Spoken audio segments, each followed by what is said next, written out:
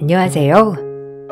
항상 재미나고 감동적인 사연을 들으면서 세상에 참 많은 일이 있구나 싶으면서 항상 위로를 받고 있는 애청자예요. 그런 제가 저의 이야기를 한번 해볼까 합니다. 남편과 연애 결혼 후 평범한 날들을 지내고 있었어요. 엄청 다정하진 않지만 그래도 성실하다고 생각한 남편과 저에게 늘 좋은 말씀을 많이 해주시는 시부모님까지 다복한 가정을 꾸리고 살았죠. 남들은 시부모님과 어떻게 같이 사냐고 했지만 남편과 결혼하고 제 부모님이다 라고 생각하니 못 모실 게 없더라고요. 가정적인 시아버지와 애교 많은 시어머니는 인고 부부였습니다. 하지만 항상 행복할 줄 알았던 이 평화는 아버님이 갑작스럽게 교통사고로 세상을 떠나시고 깨지고 말았어요. 워낙에 사이가 좋았던 시부모님이시기에 이 얘기를 듣는 순간 시어머니 걱정만 되더라고요. 아버님, 어쩜 좋아요? 어머님, 그래도 밥 몇 숟갈이라도 떠보세요. 이럴 때일수록 기운 차리셔야죠. 그래, 엄마. 밥 한 술 떠요. 네? 아빠 장례 치르고부터 지금까지 한 끼도 안 먹었잖아. 사람 그러다 쓰러지지. 얼른. 어머님, 말씀 좀 해보세요. 일단 식사라도 좀 챙기시고 기운을 내셔야죠.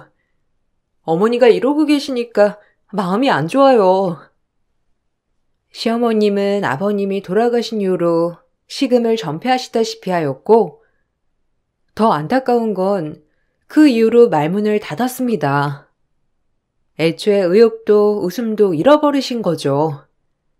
워낙에 건강했던 아버님이셨기에 어머님의 충격은 그 어떤 누구보다 크셨던 거예요. 그런 어머님이 걱정되어 남편과 전 어머님을 모시고 병원에 갔으나 병원에선 청정병력 같은 소리를 듣게 되었어요. 선택적 함구증이에요. 본인이 아예 입을 닫아버리신 거죠.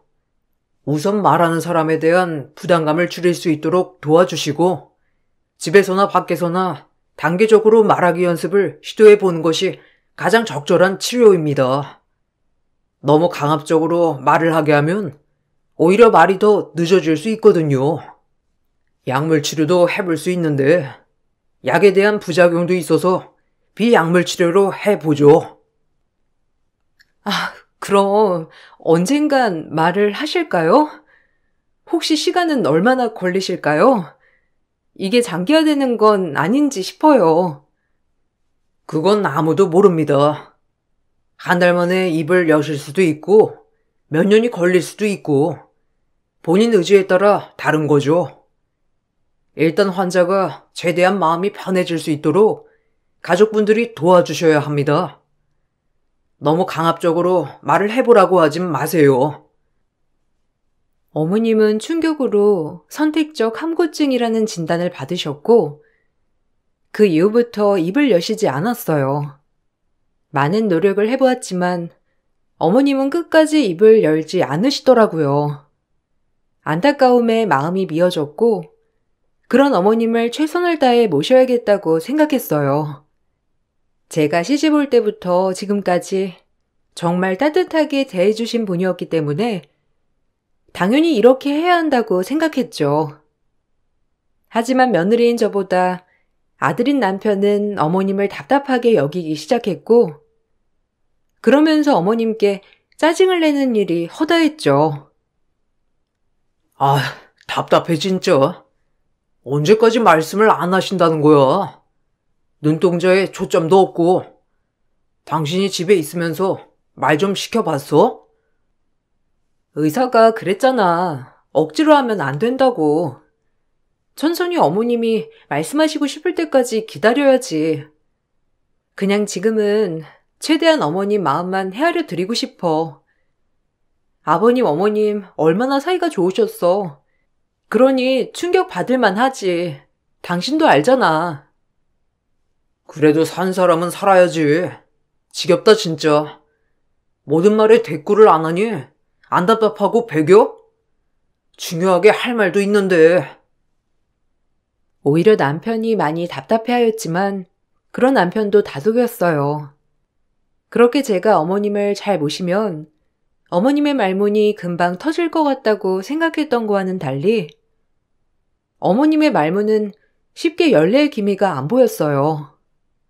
전 그런 어머님을 늘 모시고 다니며 단풍 구경에 꽃 구경에 평소에 어머님이 좋아하던 모든 것들을 해드리며 기분 전환을 많이 시켜주었답니다. 몇 년이 지나고 그제야 어머님은 미소를 조금씩 보이기 시작하였고 몇 년 동안 제 노력이 빛을 발하 작은 미소라도 볼 수 있게 되었죠. 어머님, 이제 웃으시네요. 거봐요. 이렇게 웃으니까 얼마나 좋아요. 어머님은 미소가 아름다우시니까 항상 이렇게 웃고 지내세요. 제가 언제나 웃게 해드릴게요. 오늘은 애비가 또 늦는다네요. 저랑 어머님 그리고 재영이 셋이서 매일 집에서 밥 먹는 것도 지겨운데 우리 셋이 외식이나 할까요? 어머님이 좋아하는 중식당에서 배달시켜 먹어요. 나 좋아. 아빠 또 늦어? 아빠랑 놀고 싶었는데 맨날 늦게 오고 미워. 난 짜장면 먹을 거야. 짜장면 시켜줘. 어머님의 완치와 어린 아들을 건사하며 하루하루를 보냈어요. 남편은 그즘 사업이 바빠져서 늘 늦었고 접대다 뭐다 외박하기 일쑤였죠. 하지만 가장이 바로서야 집안이 우뚝 선다는 생각을 했기 때문에 남편을 그저 응원하기 바빴습니다. 집에 있는 사람보다 밖에 나가 일을 하는 사람 오죽 힘들까 하며 오히려 안타까운 마음이 들어 응원하게 되더라고요. 자기 밥도 못 먹고 일하는 거 아니야? 내가 도시락이라도 싸서 이따 낮에 회사에 좀 들릴까? 맨날 밖에 밥만 먹잖아. 어디라고 네가 회사를 와? 안 돼. 그리고 밥은 내가 알아서 챙겨 먹으니까 재영이랑 어머님이나 잘 챙겨. 네 할 일이잖아. 당연하지. 그래도 말 좀 따뜻하게 해주라. 내 할 일이라니. 너무나 부엌대기 취급하는 거 아니야? 너무해. 맞잖아. 피곤하게 그런 걸로 따지지 좀 마라. 혹시 너 여윳돈 좀 있어? 뭐 장모님이 미리 주신 돈이나 그런 거. 내가 돈이 어딨어. 당신도 알잖아. 나 결혼하고 어머님 모시느라 일도 못했고 당신이 벌어다주는 돈으로만 생활한 거. 아유, 다른 여자들은 부업이다 뭐다 쌈짓돈도 잘만 만드는구먼. 하여간 능력 없는 걸 길게 풀어 말하느라 애쓴다. 남편이 사업하면 저가에서 지원을 빵빵하게 해준다는데 이거야 원. 뒷배 없는 놈은 어디 서러워서 살겠나? 참나. 돈이 급한 거야? 갑자기 그러니까 당황스럽네. 그래도 우리 친정 얘기까지 하면서 그러는 건 좀 아니지 않아? 그럼 네가 내 뒷바라지를 잘해주던가. 내가 이런 말 안 나오게 말이야. 하여튼 정말 마음에 드는 게 없다니까. 남편의 말이 참 거슬렸어요. 그렇지만 일하느라 예민한 남편을 건들면 싸움밖에 되지 않을 것 같아 참는 날들이 많았습니다. 제가 많이 참고 지내자 남편은 제가 만만했는지 걸핏하면 가난한 친정을 걸고 넘어지면서 본인에게 도움이 되지 않는다고 하였어요. 참다 못해 어느 날은 그 말을 듣고 눈물을 펑펑 흘리고 있는데 말씀을 하지 못하는 시어머님이 빗자루를 가지고 와서 남편을 매섭게 때리는 게 아니겠어요? 그 모습을 보니 어머님께 감동도 하면서 참 감사한 마음이 들었습니다. 엄마, 왜 그래? 갑자기 왜 때리는 거야? 아니, 내가 뭐 틀린 말 했어? 맞잖아. 이 사람 집 못 사는 거 사실이고, 사업하는 남편 뒷바라지 한번 못 해주니까 그냥 그렇다고 얘기한 건데, 엄마가 왜 흥분을 해서 날 때리는 거야? 엄마, 내 엄마 맞아? 아, 어머님, 저 괜찮아요. 그만하세요, 어머님. 팔 아프세요. 네? 어머님 마음 정말 잘 알겠습니다. 감사해요. 넌 우리 엄마가 네 편 들어줘서 좋겠다. 참나, 어이가 없어서요, 원. 엄마, 그만해. 아프다고. 그만 때리라고. 말씀은 하지 못하시지만 어머님은 그렇게 묵묵히 제 편이 되어주며 저에게 힘을 실어주셨어요. 그로 인해 어머님과 더 끈끈하고 마음을 나누며 같이 지낼 수 있었죠. 하지만 남편은 저희 집을 업신여기기 시작한 것은 물론 외도를 하기 시작했고 그로 인해 저에게 이혼까지 요구하였습니다. 뒤통수를 세게 맞은 것처럼 얼얼하였고 이렇게 믿을 사람 아무도 없구나를 깨달았어요. 시어머니도 이 사실을 알고 충격을 받으셨지만 말씀을 하지 못하셨기 때문에 그저 안타까움에 눈물을 흘리셨어요. 이혼하자고.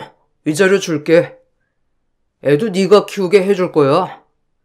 그냥 나만 놔줘. 조용히. 좋은 게 좋은 거라고. 우리 윈윈 하자.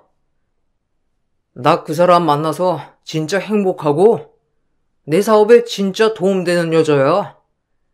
그냥 한 사람 인생 살린다고 생각하고 이혼해줘. 진짜 뻔뻔하다. 당신이 나한테 해준 게 뭐가 있다고 그렇게 이혼을 당당하게 요구해? 진짜 기가 막힌다. 내가 이 집에 시집와서 어머님, 아버님 어떻게 모셨고 당신 뒷바라지도 얼마나 있는데 어떻게 이혼을 요구해? 당신이 사람이야? 그러니까 위자료 준대잖아. 그냥 이혼만 해달라고. 애도 네가 키우라니까. 설마 이렇게까지 하는데 나랑 같이 살고 싶은 건 아니지? 너 하나만 나가주면 다 행복해질 수 있어.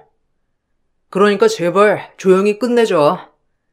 애한테 상처 주고 싶지 않으니까. 남편은 끝까지 잘못했다는 말은 하지 않았고 이혼을 요구했어요. 전 버틸 때까지 버텼지만 더 이상 버틸 힘이 없더라고요. 시어머님은 말씀은 하지 못하지만 남편이 괘씸한지 남편의 바짓가랑이를 붙잡으며 저에게 사과하라는 뉘앙스의 손짓을 하였지만 남편은 들은 척도 하지 않더라고요. 아무것도 귀에 들리지도 행동도 눈에 들어오지 않는 남편이었어요. 그런 모습까지 보니 그냥 정말 모든 게 부질없고 이 사람을 놔주고 싶은 마음이 들었고 그래서 깔끔하게 남편에게 이혼을 해주겠다고 했어요. 그렇게 이혼을 하고 위자료를 챙겨받아 아이와 둘이 나오게 되었습니다. 어머님이 걱정되어 몇 날 며칠 울기도 했지만 마음을 독하게 먹어야 했어요. 이제는 저와 아들 단둘이 살아나가야 할 이 험난한 세상이 마주하고 있다고 생각했거든요. 어머니, 죄송해요. 제가 끝까지 어머님 모셨어야 했는데 참 어쩔 수가 없네요. 전 이제 버틸 힘이 없어요. 그래도 어머님 아들이니 아마 어머님은 잘 모실 거예요. 죄송합니다. 잘 사는 모습 보여드렸어야 했는데 가끔 종종 문자할게요. 재영이 보셔야죠. 다른 건 다 괜찮은데 어머님이 너무 마음에 걸려서 어쩔 도리가 없네요. 죄송해요, 정말. 어머님 앞에서 저렇게 말하고 눈물을 흘릴 때 어머님은 말씀은 하지 않았지만 절 꼭 안아주었어요. 모든 걸 다 안다는 듯이 절 토닥여 주었죠. 그렇게 저와 아들은 새 출발을 하였고 남편이 준 위자료로 동네 작은 떡집을 개업하여 아들과 조그맣게 먹고 살 수 있었습니다. 바보 같고 미련하지만 남편의 상간녀에게는 상간녀 소송을 걸지 않았어요. 그 이유는 어머님이 계시기 때문에 어머님을 잘 모셔달라는 마음에서 말이죠. 남편은 걱정 말라며 소송을 걸지 않아줘서 고맙다고 했고요. 죄를 물어도 시원찮지만 그래도 어머님 생각해서 이렇게 끝내는 거야. 그러니까 어머님 진짜 잘 모셔. 알겠지? 아, 그래. 알겠다니까. 너만 깔끔히 내 곁에서 떠나주면 진짜 엄마는 내가 알아서 잘 모실 거야. 그러니까 너나 잘 살아. 당신 진짜 모질다. 그래, 알겠어. 어머님 때문이라도 당신도 잘 살아. 그리고 어머님 정말 잘 모셔. 꼭이야. 그렇게 1년쯤 지났을까? 정신없이 일하며 살다 보니 다른 것에 여유를 둘 게 없더라고요. 그저 일하고 애 건사하며 살았거든요. 그래도 다행인 건 아이와 저 이렇게 먹고 살 수 있을 만큼의 벌이가 되어 다행이라고 생각했던 시기였습니다. 그러던 중 애와도 면접을 하지 않는 남편이 1년 만에 전화가 와 저에게 어이없는 소리를 하는 거예요. 그 소리를 듣고 욕이 나왔고 인간이라면 절대 그럴 수 없었어요. 남편의 말을 들으니 인간이길 포기한 사람 같은 생각이 들었고 그 소리를 듣고 화가 났어요. 니네 집 앞에 어머님 데려다 놨으니까 네가 모셔. 사람 잡는 노인네. 죽든 말든 난 몰라. 이제 네가 알아서 해. 너 나랑 이혼하기 전에 우리 엄마랑 각별했잖아. 그러니까 네 엄마다 생각하고 모시란 말이야. 난 더 이상 못 데리고 있겠으니까. 뭐? 너 지금 그걸 말이라고 하니? 어머님을 그럼 내쫓았다는 거야?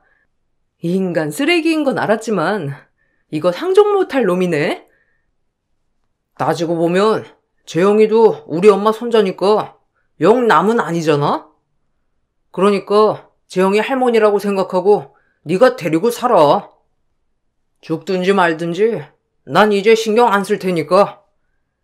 우리 엄마가 너한테 한 거에 비하면 이건 아무것도 아니잖아? 끊는다. 야, 전화를 이렇게 끊으려고 하는 게 어딨어. 당신이 인간이야? 어머님이 당신한테 어떻게 했는데 어쩜 이래? 이혼 전 모시던 말 못하는 시모를 내 집 앞에 뒀다는 정신나간 전남편의 말에 전 일을 하다 말고 헐레벌떡 집 앞으로 가보았고 그곳엔 보따리와 함께 어머님이 쭈그려 앉아 계셨습니다. 제가 집을 나올 때보다도 더 야이신 모습을 보니 눈물이 나왔고 전 어머님을 보자마자 꽉 끌어안아드리며 얼른 어머님을 집 안으로 모셨어요. 말하지 않아도 모든 걸 알 것 같았는데 그 집에서 남편과 상간녀에게 얼마나 눈치를 받으셨는지 말이에요. 어떻게든 내가 챙겼어야 했는데 그러지 못해 죄송스러웠어요. 어머님, 죄송해요. 제가 진작에 모셨어야 했는데 먹고 사는 게 뭔지 참 이렇게 시간이 흘렀네요. 괜찮으신 거예요? 아니 어떻게 전에 봤을 때보다도 더 마르셨어요. 참 어쩜 좋아 정말. 나쁜 인간들 같으니라고. 어머님, 이제 여기 계세요. 어머님 잘 모시라고 상간녀한테 상간녀 소송도 안 걸었는데 어쩜 인간의 탈을 쓰고 이런데요? 기가 막혀서. 이제 어디 가지 마세요. 어머님이 가시려고 해도 제가 못 보내요. 진작 연락을 하시지. 문자 하실 수 있잖아요. 이게 뭐예요? 제가 어머님을 안고 오열을 하자 어머님도 눈물을 흘리며 제 등을 토닥토닥 어루만져 주셨어요. 그리고 놀라운 일이 일어났습니다.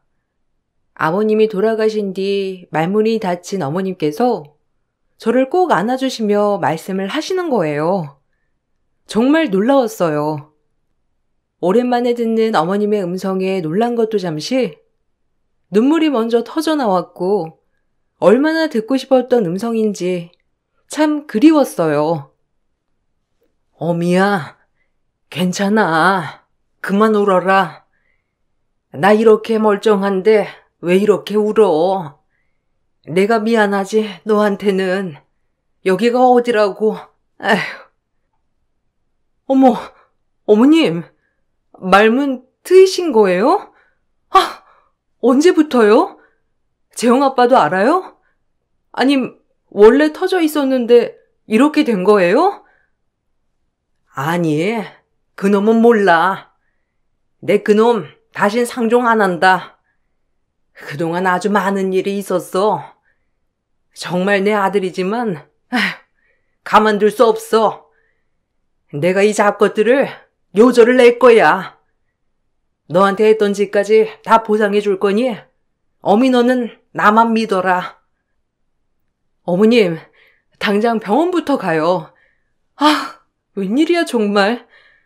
그 무엇보다도 지금 엄청난 일이 일어난 거잖아요. 어머님이 말씀을 하시다니. 아니야. 병원은 나중에 가마. 지금 그것보다 할 일이 있어. 네가 도와줘야 한다. 나도 마음을 독하게 먹었거든. 그것들 가만 안 둬. 어머님이 말씀하신 건 놀라웠습니다.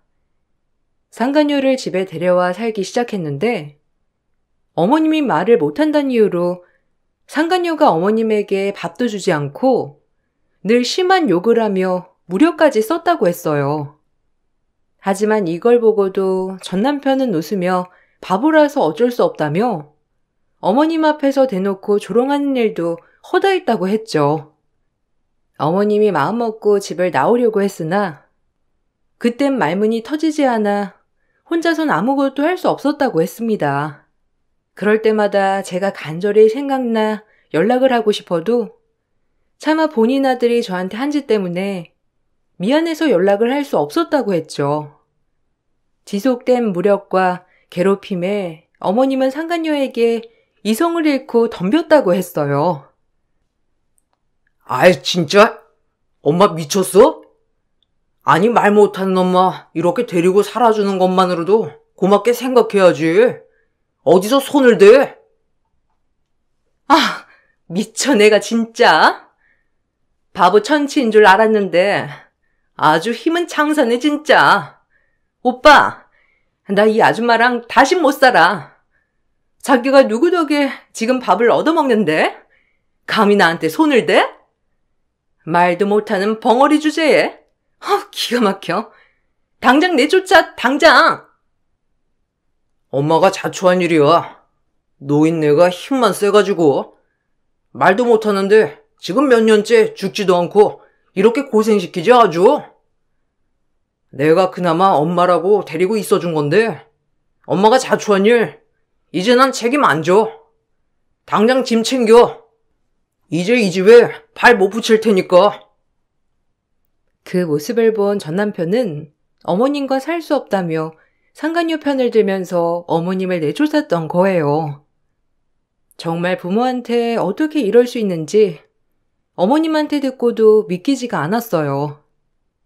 어머님은 신기하게도 상간녀에게 덤비면서 갑자기 말문이 터졌다고 했고 말문이 터졌다는 것은 저 외에는 아무도 모른다고 하더라고요.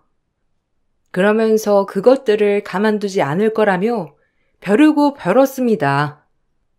8년 만에 말문이 트인 시어머니 덕에 전 순간 일생일대의 반전이 터졌어요.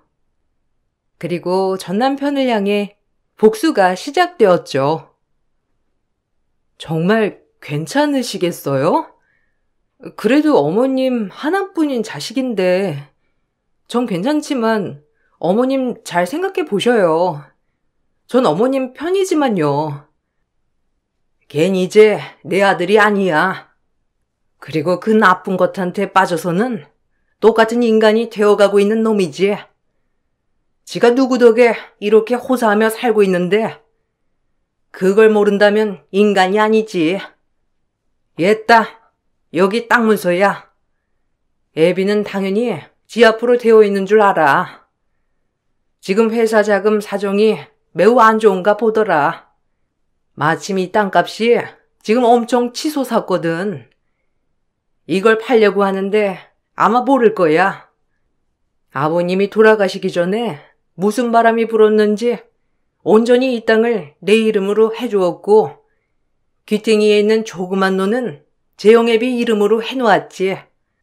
그땐 내 이름으로 해놓지 말라고 했었는데 네 시아버지가 뭔가 성경지명이 있으셨던 거야. 그러게요. 어떻게 그 땅을 그렇게 배분해놓고 하필 재용아빠 이름으로 되어 있는 게 하나도 오르지 않고 정말 그대로 있는 것도 웃기네요. 아니 그리고 평수 자체도 작고요. 아버님이 정말 성견지명이 있으셨던 걸까요? 살아생전 그렇게 금실이 좋으시더니 아버님이 떠나시고 어머님 편하게 지내시라고 이렇게 해놓으셨나 봐요. 눈물이 나네요 정말. 그러게나 말이다. 네 시아버님이 혹시라도 자식 눈치 보고 살까봐 이렇게 해놓은 거야. 미운 양반. 왜 먼저 가서는. 시어머니의 계획은 남편이 땅을 팔려고 할 때 명의자를 보고 분명 어머님을 다시 찾아올 거라고 했고 어머님은 그런 남편에게 1원 한 푼 줄 수 없다고 한다고 했어요. 그리고 그 모든 것을 제 아들에게 양도를 해준다고 하였습니다. 손자니까요. 그리고 실질적으론 저에게 관리를 하라고 하였고 이것이 돈에 눈이 멀고 본인밖에 모르는 아들에게 하는 최고의 복수라고 하더라고요. 시어머니의 말이 끝나기가 무섭게 남편은 며칠 뒤 저희 집에 찾아왔습니다. 아주 불쌍한 표정을 하고 말이죠. 엄마, 미안해요. 그땐 내가 심했죠? 나도 모르게. 엄마가 원하면 그 여자랑 헤어질게. 나도 엄마한테 함부로 하는 여자랑 못 살아. 당신한테도 미안해. 집안에 작은 에피소드가 하나 있었거든. 엄마, 얼른 이제 우리 집으로 가요. 일 없다. 내가 왜 널 따라가니? 또 고려장 당하다고? 천하의 몹쓸 놈 같으니라고. 넌 이제 내 아들 아니야. 없는 셈 치마. 아니, 엄마, 말문이 트인 거야? 아니, 그럼 진작 전화를 하지. 엄마 안 그래도 엄마한테 상의할 게 있었거든. 왜? 땅 팔아달라고? 그래서 네 사업자금에 보태달라고 그 말하러 여기까지 온 거 아니니? 아휴, 누가 모를까봐? 아니요, 엄마. 그걸 어떻게... 그래 뭐. 아신다니까 아들 한 번만 도와줘요. 지금 안 도와주면 아들 망해. 투자자들이 난리야. 꼭 이거 돌려 막아야 해. 그 아버지 땅 있죠? 엄마 이름으로 되어 있더라.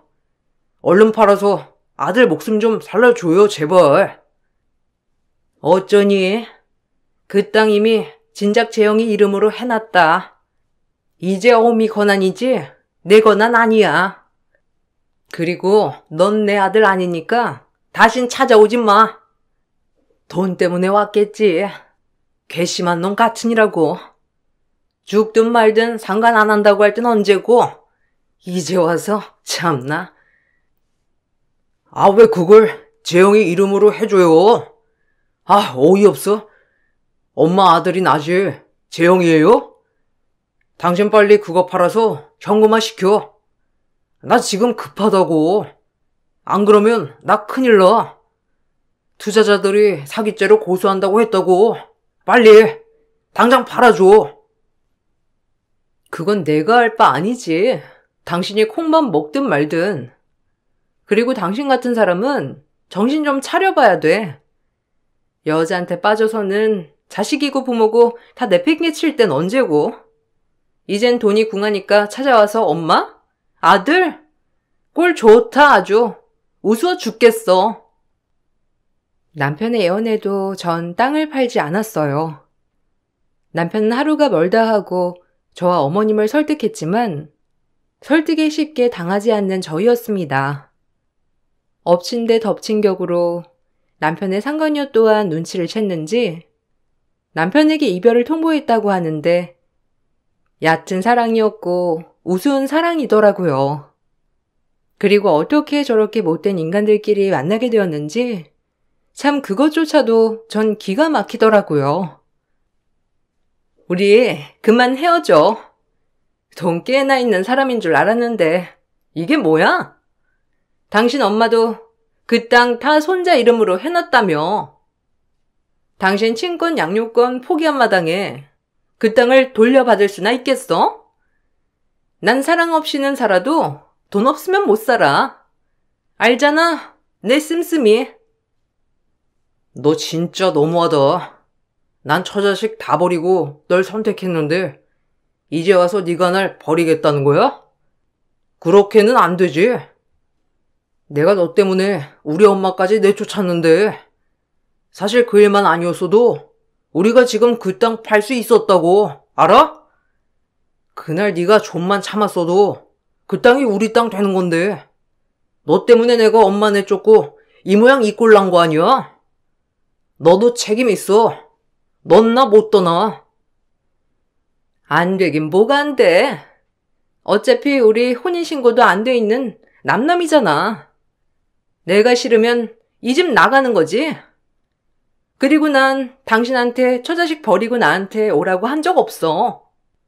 당신이 알아서 버리고 온 거지. 그러게 조강지철을 왜 버려? 당신도 똑같이 당하는 거지. 남편은 상간녀가 헤어지자고 하자 상간녀를 상대로 노인을 괴롭히고 무력을 가한 죄로 고소하였습니다. 본인의 엄마에게 한 짓을 방치하고 있다가 헤어지자고 하니 앙심을 품고 고소를 한 것이죠. 상간녀는 마지막에 본인도 시어머니에게 맞았다며 정당방위를 주장하였지만 오히려 시어머님이 맞대응이 정당방위로 인정되었어요.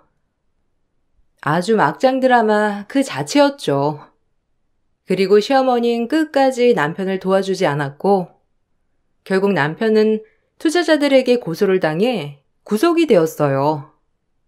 사업을 벌려서 투자자들에게 투자만 받아놓고 정작 진전이 되지 않아 고소를 당한 거예요. 그 돈은 이미 사업하는 데 들어갔지만 적자나 다름없어 돈을 돌려주지도 못하는 상황이었답니다. 위덜은 공경하지 못하고 처자식을 버린 대가를 이제서야 톡톡히 받는 것 같아 기분이 정말 통쾌하였어요.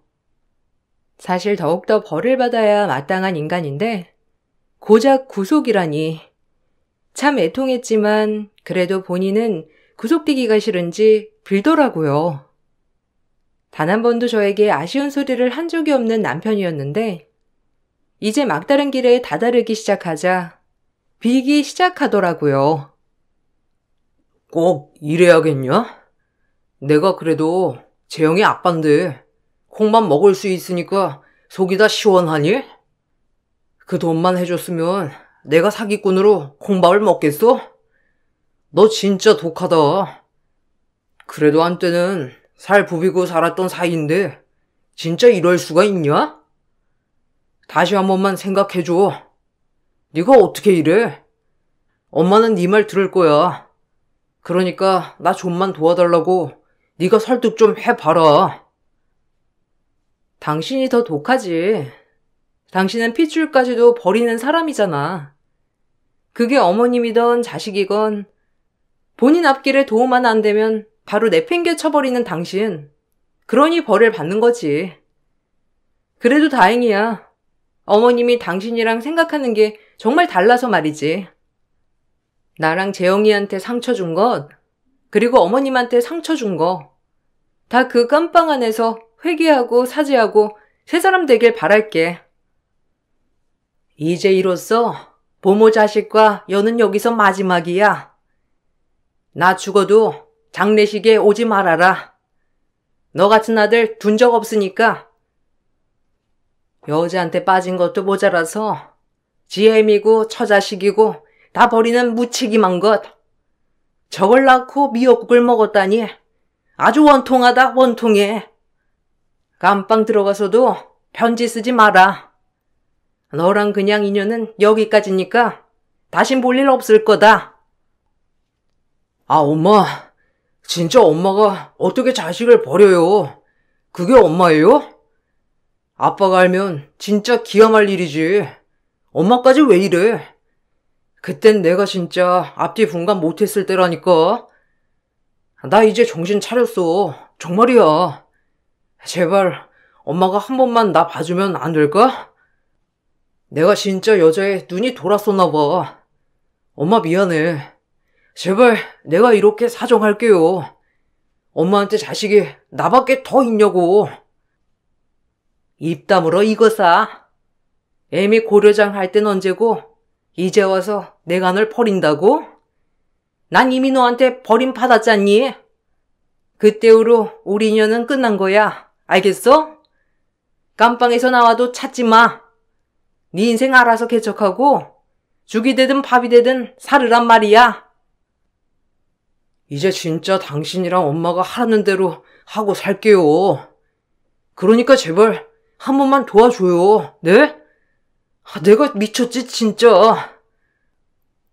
그렇게 남편은 징역으로서 벌을 받았어요. 상간녀 또한 남편이 고소하여 무력을 쓴 죄가 인정되어 벌금형을 받았답니다. 여담으로 어머님께서 상간녀가 괴롭힐 때마다 모든 것을 녹음해 놓았었거든요. 그것이 증거로 채택되어 벌금형과 함께 어머님께 위자료까지 주어야 했죠. 그리고 전 그 상간녀가 괘씸하여 지난번에 못한 상간녀 소송을 걸었습니다. 다행히도 상간 사실을 알게 된 때로부터 3년 내에 소송이 가능했기 때문이에요. 그리고 상간 사실 자체가 있었던 때로부터 10년 내에도 소송을 제기할 수 있다고 변호사가 적극 상담을 해주었기에 가능했던 일이었죠. 상간녀는 갑작스런 상간소송으로 멘털이 털렸는지 모든 의욕을 다 잃어보였어요. 그리고 6개월간의 법정 싸움 끝에 상간녀에게도 위자료를 받을 수 있었답니다. 전 남편과 상간녀 뭐 그리 대단한 사랑을 한다고 부모고 자식이고 아내를 다 버렸을까 하는 마음이 들다가도 애초에 아이 아빠 자질이 없던 사람이라 생각하니 제 마음에 남아있는 미련 또한 없어지게 되더라고요. 그 후로 전 묵은지증이 내려간 듯 잘 지내고 있어요. 고맙다, 아가. 너 덕분에 그래도 이렇게 살 수 있게 됐어. 내가 너 아니었음 지금쯤 어떻게 됐을까 생각만 하면. 에이, 아니에요. 어머님은 제 친정엄마나 다름없잖아요. 얼마나 저한테 잘해주시고 저 예뻐해 주셨어요. 우리 그런 거 생각하지 말고 그냥 지금처럼 재영이랑 저 어머님 이렇게 새 식구 잘 살아봐요. 제가 더 잘할 테니까 지켜봐 주시고요. 여기서 더 잘하면 어떡해. 지금도 이렇게 충분한데. 정말 고맙다, 아가야. 남편 죽고 너라도 의지할 수 있어서 얼마나 기쁜지 몰라. 우리 앞으로도 잘 살아보자. 힘든 일 있으면 친정엄마다 생각하고 기대고 의지해. 알겠지? 고맙다. 오히려 어머님이 제 옆에 와주셔서 얼마나 기쁜지 몰라요. 제 옆에 오래오래 살아계셔 주세요. 제가 정말 잘할게요. 시어머니와 전 특별한 고부 사이로 지냈답니다. 친정엄마와 딸처럼 말이에요. 모든 재산을 제 아들 앞으로 돌려놓고 어머님은 그렇게 평생을 제 옆에서 사시다 돌아가셨어요. 오히려 돌아가시는 날 얼마나 편해 보이시던지 그렇게 사랑하던 아버님께 가는 길이라서 그런지 어머님은 그 어떤 얼굴보다도 제일 편안해 보이셨답니다. 벌써 어머님이 돌아가신 지도 7년이란 세월이 흘렀어요. 아들이 어머님 장례식 때 상주가 되어 마지막 가는 길을 배웅해 드렸는데 이게 어머님이 원하던 거여서 기뻤습니다. 그리고 어머님 덕분에 저와 제 아들은 금전적으로 여유 있게 살고 있습니다. 그래도 옆에 친정엄마 같은 어머님이 계시지 않아 마음이 허하다가도 슬프기도 해요. 그래도 이렇게 열심히 살아가는 걸 지켜봐 주시겠죠.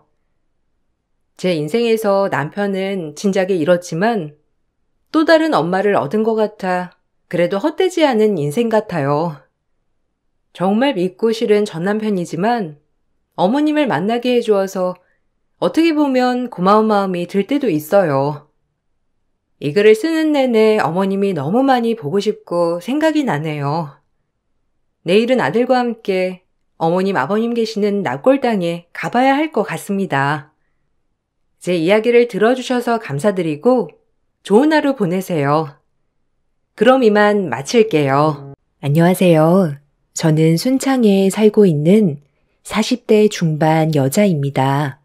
살다 보니 별일을 다 겪게 돼서 사연을 신청하게 되었습니다. 저희 부부는 양가 부모님께서 같이 농사일을 하셔서 꽤 오랜 기간 서로를 봐왔었고 그렇게 저희는 눈이 맞아 결혼까지 이어졌어요.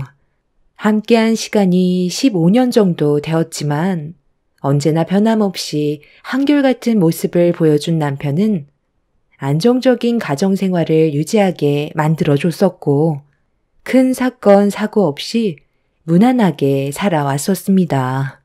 그런데 단 한 번도 실망을 안겨주지 않았던 남편이 갑자기 무슨 바람이 불었는지 어느 날부터인가 눈에 거슬리는 행동을 하기 시작했어요. 사람이 안 하던 짓을 하면 문제가 생긴다더니 저희 집에 얼마 뒤 엄청난 폭풍이 휘몰아쳤어요.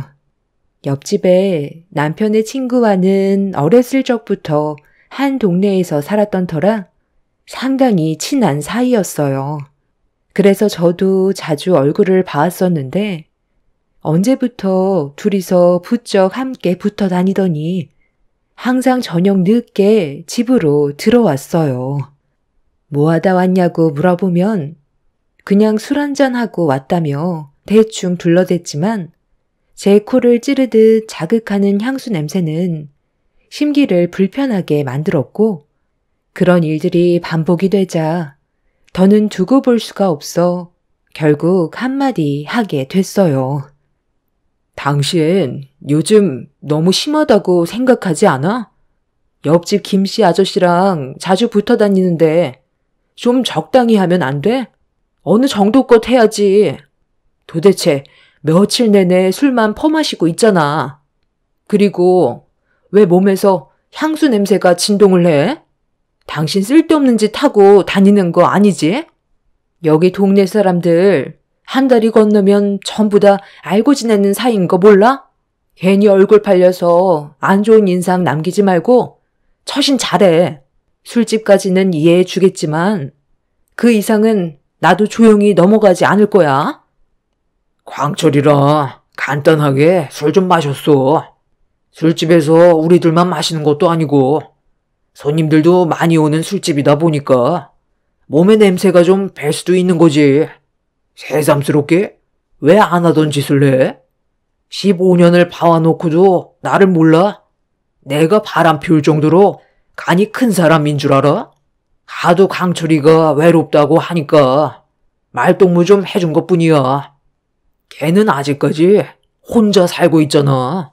촌동네에서 여자 만나는 건 모래에서 바늘 찾기보다 어려운 거 알잖아. 그래서 요즘 국제 결혼을 해야 할지 고민이 많은 것 같더라고. 그래도 나랑 한평생 같이 살아왔던 친구놈 장가는 보내야 할 거 아니야. 고민 상담하는 게 어디 쉬운 줄 알아? 아이 이상한 생각하지 말고 집안일에나 신경 좀 써. 요즘 승호가 사춘기인지 나랑은 말도 안 하려 하는데 이유도 모르겠고 답답한데 속마음 좀 꺼내봐. 집안 분위기가 요즘 말이 아니잖아. 나 참, 갑자기 왜 말을 돌려? 당신이 행동을 똑바로 해야 될 거 아니야. 한창 예민할 때라 일부러 접근해서 기분 안 좋게 만드는 것보단 지켜보는 게 지금은 좋을 때야. 당신이 밖에서만 돌고 있으니까 가정이 소홀해진 걸 왜 스무 탓을 하는 건데? 아무리 김씨 아저씨 결혼 문제 때문에 만난다 해도 적당히 해야지. 당신이야말로 집안 꼴 좀 봐봐. 농사일 끝나자마자 김씨 아저씨 만나서 술 한잔 하고 온다고 급하게 뛰쳐나간 뒤 늦은 시간에 들어오는데 소통이 되겠어? 남편은 대충 둘러대곤 방으로 들어가 버렸어요. 어느 날부터인가 갑자기 남편의 태도에 변화가 찾아왔고 그런 낯선 행동들에 저 또한 적응이 되지 않았어요. 몇 번이나 충고를 했지만 남편은 옆집 친구를 지속적으로 계속해서 만나고 있었습니다. 결국 폭발을 하게 된 저는 작정을 하고 남편의 친구분을 만나 불만을 털어놨어요. 저기, 김씨 아저씨, 잠깐 이리 좀 나와보세요. 요즘 정말 너무한 거 아니에요? 저도 결혼 문제 때문에 웬만하면 이해하려고 정말 많이 노력했는데 아무리 친하다고 해도 그이는 가정을 이룬 사람이잖아요. 그럼 어느 정도껏 해주셔야지. 매일같이 술자리를 가지는 건 문제가 있는 거 아니에요? 오늘도 약속을 잡았다면서요? 아이, 재수씨. 그런데 뭔가 좀 오해가 있으신 것 같아요. 술을 먼저 권한 건 제가 아니라 영숙 그놈인데요. 저도 눈치가 있는데 매번 술 먹자고 부르는 생각 없는 놈이겠어요? 그리고 방금 결혼 문제라고 했는데 무슨 말을 하는 건지 전혀 모르겠네요. 제가 언제 결혼한다고 했었나요?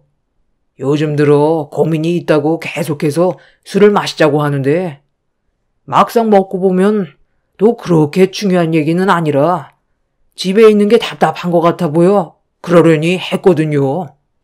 이 동네에서 제일 친한 친구이기도 하고 속 터놓고 말을 할 수 있는 사람이 저뿐이라 거절할 수도 없어서 술 먹자고 할 때는 어쩔 수가 없는 노릇이죠.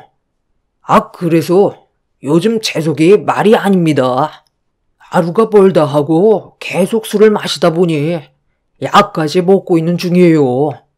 재수씨가 적당히 좀 하라고 한 소리 해주세요. 저도 몇 번이나 말을 했었는데 그게 쉽지 않더라고요. 전혀 예상하지 못한 말을 듣게 된 저는 아무 말도 하지 못했어요. 분명 남편은 저에게 친구분 결혼 문제 때문에 만난다고 했었는데 다른 대답을 듣게 되었었죠. 이런 사실을 전혀 모르고 있던 남편은 제가 친구분 집 앞에 있는데도 아무렇지도 않게 술을 먹으러 가자며 또다시 부르는데 그 모습에 너무 화가 났던 저는 남편을 끌고 집으로 들어왔어요. 어떤 대화를 주고받았었는지 전혀 알지 못한 상태였던 남편은 당황한 얼굴로 뭐 하는 거냐며 되려 저한테 화를 냈어요. 지금 뭐 하자는 거야? 친구가 보는 앞에서 나를 끌고 집으로 들어오면 내 입장이 뭐가 돼? 당신 요즘 정말 나한테 왜 그래? 아까도 얘기했잖아. 오늘은 일찍 들어온다고. 그럼 그렇게 알면 되지. 갑자기 끌고 들어온 이유가 뭐야? 하루 종일 힘들게 농사일하고 남은 시간 친구 결혼 문제도 있고 오늘 하루 일도 잘 안 돼서 스트레스 좀 풀려고 하는데 지금 내 시간을 뺏는 건 너무한 거 아니야? 쓸데없는 말이면 나중에 다시 하던가. 내가 지금 당신을 집으로 끌고 온 이유가 쓸데없는 얘기를 하려고 데리고 온 것 같아? 방금 김씨 아저씨한테 무슨 말을 들었는지 알아? 지금부터 물어보는 질문에 솔직하게 얘기해. 술 먹고 어디 갔다 오는 거야? 나한테 거짓말까지 하면서 새벽 시간까지 어디서 뭘 하다 오는 건데. 김씨 아저씨는 결혼 문제에 대해 상담한 적이 단 한 번도 없다던데? 그리고 2시간 정도 술을 마시는 동안 다른 중요한 말을 하는 것도 아니라던데? 항상 술을 먼저 먹자고 당신이 그랬다면서 왜 나한테는 김씨 아저씨가 당신한테 결혼 문제로 상담을 했다고 거짓말을 한 거야? 도대체 어디서 뭘 하고 오는 건데? 제 말에 남편은 친구분이 그런 말을 꺼냈다는 거에 많이 놀란 눈치였어요. 순간적으로 말문이 턱 막힌 모습을 보게 된 저는 확실히 뭔가 있다는 걸 알게 되었죠. 저도 똑같이 농사일을 하고 집안일도 하면서 힘든 날들을 보내고 있는데 남편은 이런저를 도와주기는커녕 제가 알지 못하는 행동을 하고 있다는 거에 화가 많이 났었죠. 그렇게 계속해서 남편을 추궁했지만 횡설수설 변명만 할 뿐 진실을 말하지 않고 있었습니다. 그날 남편한테 정말 많은 실망을 하게 되었고 끝까지 솔직하게 얘기하지 않는 모습에 결국 억누르고 있던 감정을 터뜨리게 되었습니다. 남편은 저와 마주하는 자리가 많이 불편했는지 나가지 말라고 화를 내던 제 말에도 현관문을 박차며 밖으로 나가 버렸어요. 15년간 한결같았던 남편이 처음으로 돌발 행동을 했던 날이었고 뒷모습을 지켜만 볼 수밖에 없었던 저는 결국 다리에 힘이 풀려 그 자리에 털썩 주저앉아 버렸어요. 그리고 한바탕 난리가 났던 그날 남편은 처음으로 외박까지 하게 되면서 다음날 저희 집에 아침을 드시러 오신 시부모님께서 이 사실을 알게 되면서 집안은 난리가 나게 되었어요. 너 지금 어디서 뭘 하다가 이제야 기어 들어온 거냐? 며느리 말 들어보니까 저녁에 매일같이 밖에서 술을 퍼먹고 다닌다며? 새벽 늦게까지 어디서 뭐 하다 왔는지 조금의 거짓 없이 얘기해라. 이 동네에서 한 달이 건너면 다 아는 사이인데 쓸데없는 행동은 집안을 욕먹인다는 거 몰라? 아, 제가 뭘 어쨌다고 그래요. 요즘 하도 답답해서 술 좀 마셨어요. 그리고 남자가 술을 마시다 보면 외박도 할 수 있는 건데 이렇게까지 일을 크게 만들 일이에요? 저 나름대로 처신 잘하고 있으니까 신경 쓰지 마세요. 술이 덜 깨서 오해나 일을 할 수 있을 것 같은데 그래도 되는 거죠? 너 내가 사돈댁이랑 어떤 사이인지 몰라? 상당히 오랜 시간을 함께해온 동업자다. 생각 없는 행동들이 양가 집안을 풍비박산나게 만들지도 모르는데 뭐가 어째? 남자면 밖에서 술을 마셔도 된다고? 그럼 며느리도 밖으로 돌아도 상관없다는 거야? 괜히 일 크게 만들 생각하지 말고 잘못한 거 있으면 솔직하게 얘기한 뒤 용서를 구해라. 그리고 다시 가정을 바로 잡거라. 며느리 눈에서 눈물 한 방울이라도 흘리기만 해봐. 그땐 이 애비가 가만두지 않을 거니까 내가 생각하는 그런 짓을 저지르지 않길 바란다. 그리고 오후에나 나온다고? 네가 술 퍼먹은 걸 우리가 왜 이해해줘야 하는데? 당장 튀어나와서 일할 준비하고 며느리는 어제 저놈 때문에 속이 말도 아니었을 텐데 오늘 하루는 푹 쉬어도 된다. 영순 이놈은 나이가 몇인데 아직까지 철없이 행동하는 거야? 생각 없는 남편의 행동에 시부는 화가 많이 나셨는지 흥분을 쉽게 가라앉히지 못하셨어요. 시부가 화를 내자 남편은 한마디도 못한 채 밖으로 나가 버렸죠. 시부모님은 저에게 미안하다며 남편의 무책임한 모습들을 대신 사과하셨어요. 어디서 뭘 하다 왔는지 끝까지 말하지 않았던 남편은 계속 저를 회피했고 저 또한 좋지 않은 감정을 가지고 있었기 때문에 먼저 말을 걸지는 않았습니다.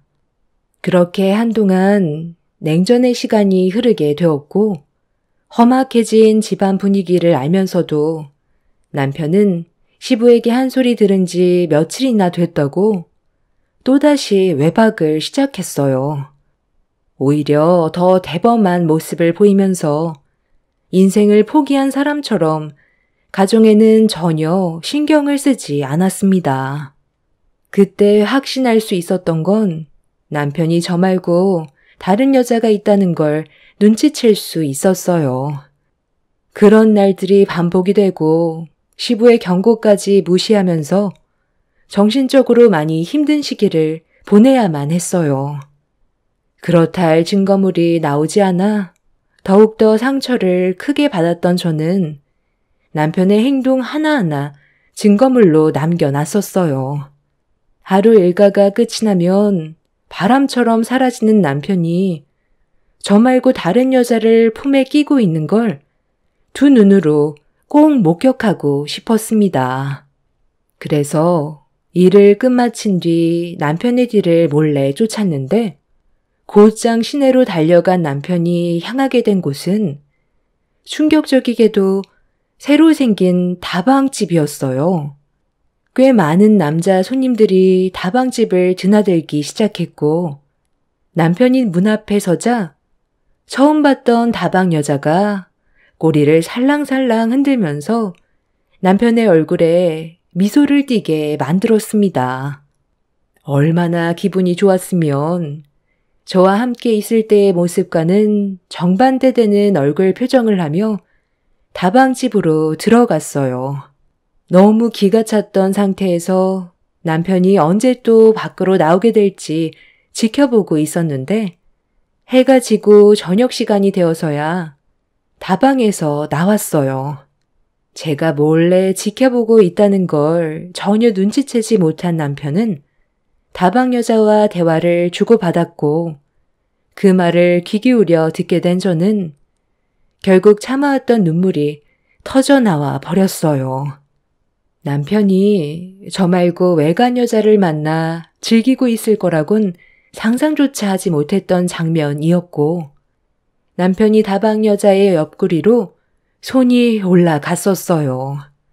그 모습을 두 눈으로 목격한 저는 당장이라도 다방 여자의 머리채를 잡아채고 싶었지만 어정쩡하게 넘어가는 것보다 확실하게 모든 걸 정리하는 게 좋을 것 같아 흐르는 눈물을 닦아내며 핸드폰 셔터를 눌렀고 제가 뒤에서 몰래 지켜보고 있다는 사실을 전혀 눈치채지 못한 남편은 절대로 해선 안 될 행동을 저질러 버렸어요. 남편이 다방 여자를 품에 낀 채 호텔로 향하고 있었죠. 주변에 오고 가며 인사 정도는 나눴던 이웃분들이 돌아다니고 있었는데도 이미 눈에 뵈는 게 없었고 늦바람이 무섭다더니 15년 만에 남편은 가정을 내팽겨쳐 버린 뒤 그 여자에게 제대로 정신이 팔려 있었어요. 새로 생긴 다방에는 더 많은 여자들이 서서 눈웃음을 치고 있었습니다. 촌동네에 뭐 얻을 게 있다고 가게를 차렸는지 이해할 수 없었고 젊은 여자의 푹 빠져버린 모습에 화가 머리끝까지 올라온 저는 곧장 뒤쫓아가 두 사람을 가만두지 않으려 했는데 다방에서 저와 나이가 비슷해 보이는 여자가 갑자기 저를 부르며 손짓을 했어요. 할 말이 있다면서 계속 손짓을 하길래 저 또한 이미 분노가 하늘을 찔렀던 터라 그 사람에게 따지려고 성큼성큼 걸어가 남의 동네에서 뭐 하는 짓이냐고 소리를 질렀습니다. 그 여자는 저를 보며 침착하게 조용한 곳에서 대화 좀 하자면서 건물 뒤편으로 데리고 가더니 몸을 돌린 여자는 좀 전과는 전혀 다른 차가운 얼굴로 갑자기 저에게 손을 올리려는 신용을 했어요. 내가 여기 마담인데 어디서 지금 장사를 말아먹으려는 거야? 우리 다방에서 제일 아끼는 해주한테 무슨 짓을 하려고 했어? 그쪽 서방이 우리 해주한테 홀려서 헤어나오지 못하는 건데 왜 우리한테 피해를 주려고 하는 건데? 괜히 시끄럽게 하지 말고 집에 들어오면 그때 부부싸움을 하던지 이혼을 하세요. 아시겠어요? 남의 동네에서 장사를 하려면 조용히 지내면 되는 건데 도대체 지금 얼마나 많은 남자들을 들쑤시는 거야? 그쪽이 심각성을 잘 모르는 것 같은데 정상적인 영업이 아닌 건 확실하니까 당장 고소당하고 장사 접고 싶어? 여기가 어디라고 새파랗게 젊은 여자들 데리고 와서 시골 남자들을 홀리고 있어? 그래서 네 남편이 우리 다방에 있는 여자랑 쿵짝쿵짝 했다고 온 동네에 소문이라도 내게? 그럼 그쪽은 창피해서 고개는 들고 다닐 수나 있겠어? 자기 남편 하나 제대로 간수 못해서 이 지경까지 만들었으면서 뭐가 잘못됐는지부터 파악을 해야 되는 게 맞는다고 보는데 얼마나 여자 구실을 못했으면 그쪽 서방이 밖으로만 돌고 있을까? 저분 우리 가게에서 제일 큰 단골이야. 하루도 빠지지 않고 매일 얼굴 도장 찍고 간다니까. 거저 굴러 들어오는 돈을 우리가 걷어찰 필요 있겠어? 결국 그쪽이 문제를 터뜨리면 서로 피보는 건 똑같으니 조금 있다가 조용히 그쪽 서방만 데리고 가서 지지고 볶든지 알아서 해. 그래서 너희들은 지금 잘했다는 거야? 돈 때문에 남의 가정 파탄 내놓고 조금의 양심의 가책도 없는 거냐고. 내가 경찰서에 신고 못할 것 같아? 꼴에 자존심은 있어가지고 내 앞에서 본처라고 경찰서에 신고하게? 한번 해봐. 나도 영업방해죄로 그쪽을 신고할 테니까. 내가 이런 생활 한두 번 해봤는지 알아? 우리는 조금의 피해도 없어. 결국 무너지는 건 그쪽 가정이고 경찰에 신고를 해도 달라지는 건 없다는 거야. 여자 치마폭에 헤어나오지 못하는 남자는 가정이고 뭐고 없거든.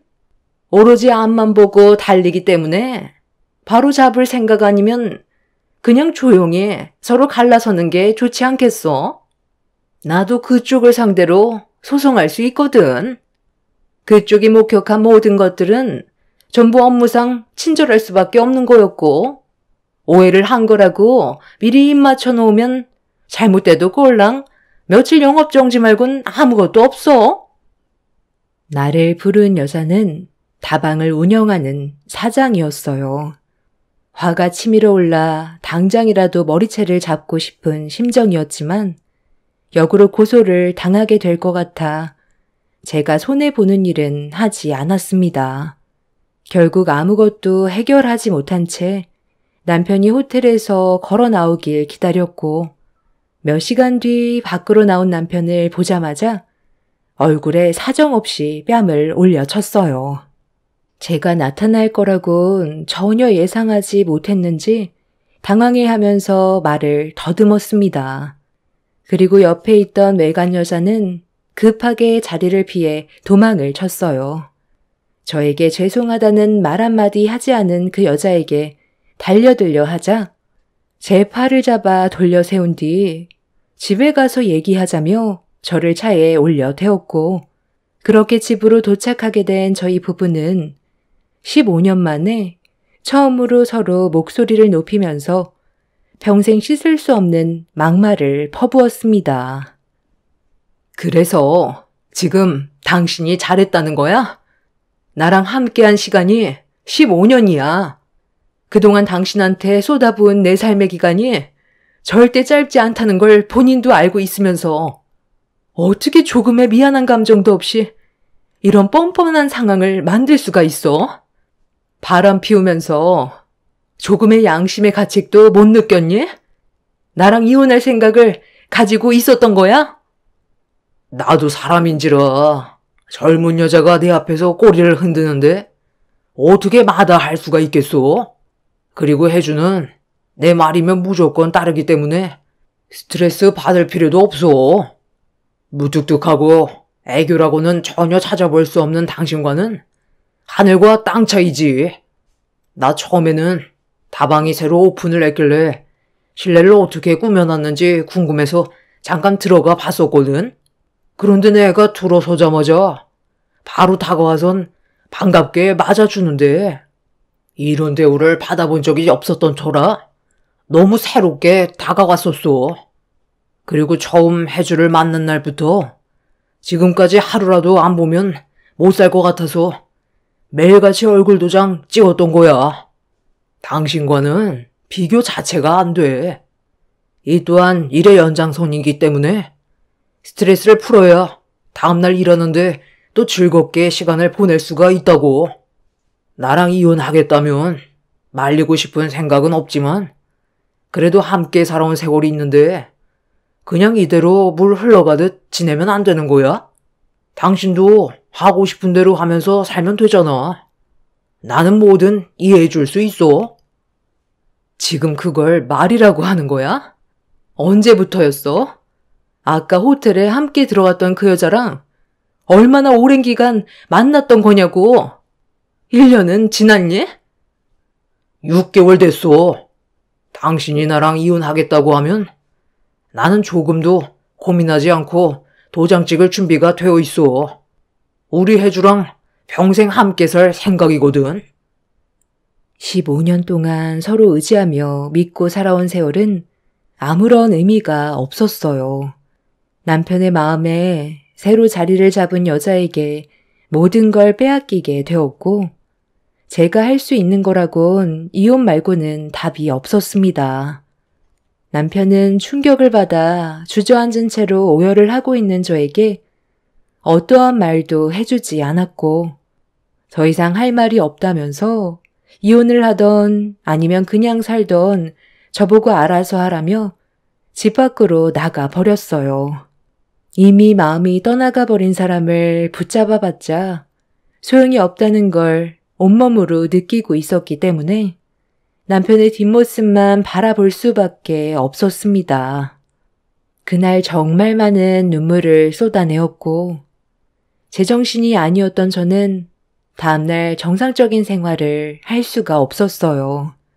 정신적 충격이 너무 컸었는지 몸살이 나게 되었는데도 시부모님이 집에 들어오시니까 자동으로 몸이 일으켜지더군요. 시부모님은 제 얼굴을 보자마자 단번에 무슨 일이 있었는지 알게 되셨고 눈물을 흘리면서 앞으로 어떻게 살아가야 할지 모르겠다며 한탄을 하자 시모가 저를 안아주셨어요. 결혼 이후 저를 딸처럼 대해주셨던 시모는 괴로워하는 모습을 보곤 같이 눈물을 흘려주셨고 시부는 분노를 감추지 못하셨습니다. 그날은 마을회관에서 잔치가 있던 터라 동네 분들이 음식을 만들기 위해 한자리에 모이게 되는 날이었는데 시부모님께선 제정신이 아닌 저는 쉬는 게 좋을 것 같다고 하셨지만 집안에 처박혀서 눈물만 흘리고 있는 것도 좋은 방법은 아니었기 때문에 조금이라도 움직이는 게 좋을 것 같아 시부모님과 마을회관을 함께 가게 되었어요. 이미 다른 분들께선 정신없이 음식 준비에 한창이셨고 저도 그 틈에 껴서 40도 불볕에 전 부치는 일을 도와드리고 있었는데 마을회관 안에서 낯이 익은 목소리가 제 귀에 들려왔어요. 그리고 저를 부르는 목소리에 고개를 돌리는 순간 또 한 번 엄청난 충격을 받게 되었습니다. 에어컨 바람이 너무 차서 냉방병 걸릴까봐 잠깐 밖에 나왔는데 당신 전 부치고 있었네? 오늘 안 올 줄 알았는데 역시 당신은 이 정도로 충격받지는 않는구나. 혜주야, 이 사람이 전 하나는 기가 막히게 붙이거든. 저번에 나한테 육전 좋아한다고 했었지? 우리 혜주, 오늘 맛있는 음식 많이 있으니까 배 터지게 먹고 가면 되겠다. 우리 혜주, 육전도 해줄 수 있지? 부모님도 안 계셔서 제대로 된 음식을 그동안 먹은 적이 없다고 하더라고. 마음이 넓은 당신이 신경 좀 써줘. 얘가 요즘 날이 더워서 그런지 입이 상당히 짧아졌거든. 살까지 빠져서 내 마음이 찢어질 것처럼 아프니까 집에 갈 때 좀 싸갈 수 있게 넉넉히 좀 만들어주면 더 좋고. 남편이 제 옆에 상간녀를 데리고 와선 그 여자가 좋아하는 육전도 함께 해달라는 말을 꺼내자마자 제가 들고 있던 뒤집개로 상간녀의 뺨을 올려쳤고 이미 이성을 잃어버린 상태였던 저는 뒤집개로 남편의 뺨도 올려버렸습니다. 상간녀는 비명을 지르면서 뺨에 묻은 기름 때문에 얼굴이 화끈거린다며 남편의 옷에 자기 얼굴을 문대고 있었는데 제 앞에서 남편과 상간녀의 모습을 본 시부가 갑자기 마을 회관 안으로 들어가시더니 양손에 충격적인 물건을 들고 달려오셨어요. 저보고 피하라는 말에 급하게 도망을 쳤고 시부의 목소리에 뒤를 돌아본 남편과 상간녀는 시부가 들고 있었던 요강단지를 피하지 못하고 두 사람 모두 뒤집어 쓰고 말았습니다. 요강 안에 있던 내용물들이 머리 위로 부어졌고 남편과 상간녀는 비명을 지르면서 눈도 뜨지 못한 채 이리저리 왔다 갔다 하다가 논두렁에 몸을 담가 요강을 뒤집어 쓴 얼굴을 급하게 씻어내고 있었습니다.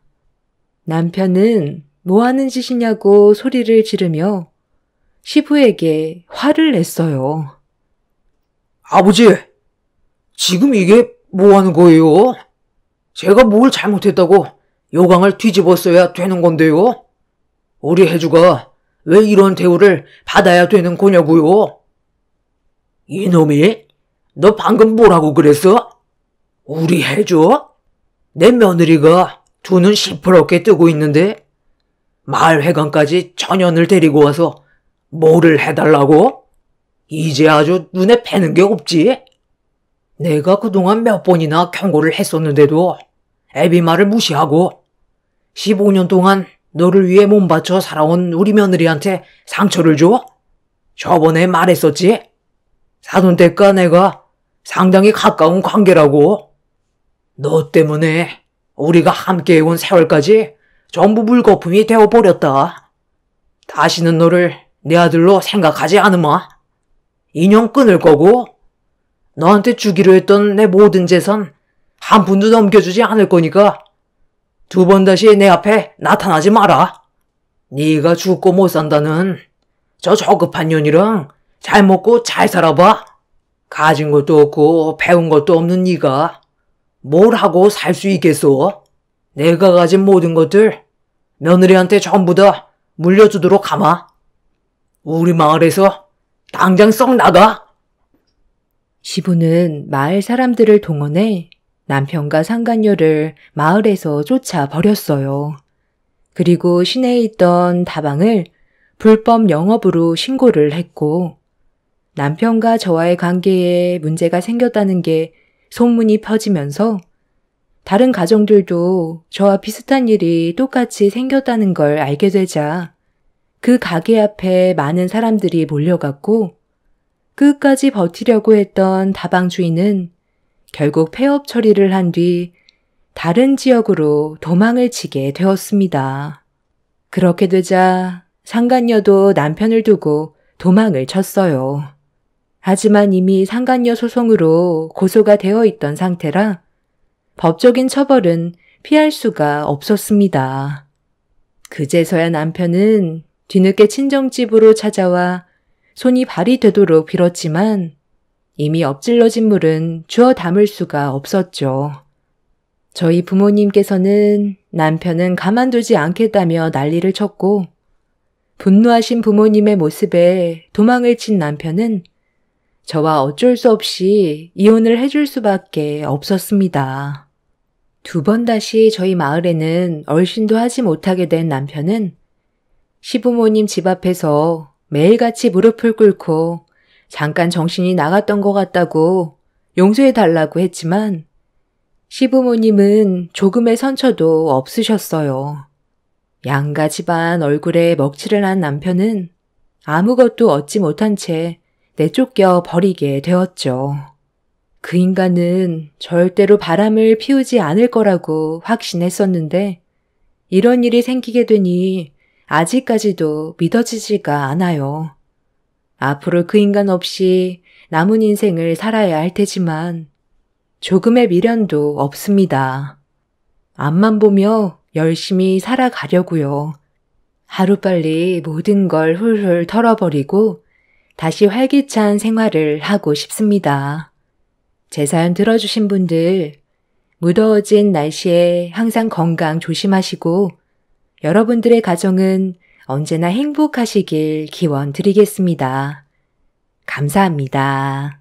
안녕하세요. 저는 30대 후반 여자입니다. 이번에 저희 시댁 집안에서 한바탕 난리가 난 일이 있었는데요. 아직까지 서로의 잘잘못을 따지고 있어 여러분들은 어떤 생각을 가지고 계신지 궁금해서 이렇게 사연을 신청하게 되었습니다. 시숙과 형님은 저희 부부보다 좀 늦게 결혼을 했었는데요. 시숙과 남편은 시부모님과 함께 농사일을 하시고 형님은 동네 병원에서 정형외과 의사를 하고 있습니다. 처음에 두 분이 너무 다른 환경에서 살아왔는데 결혼하겠다고 찾아왔을 때 가족 모두가 충격에 빠졌었죠.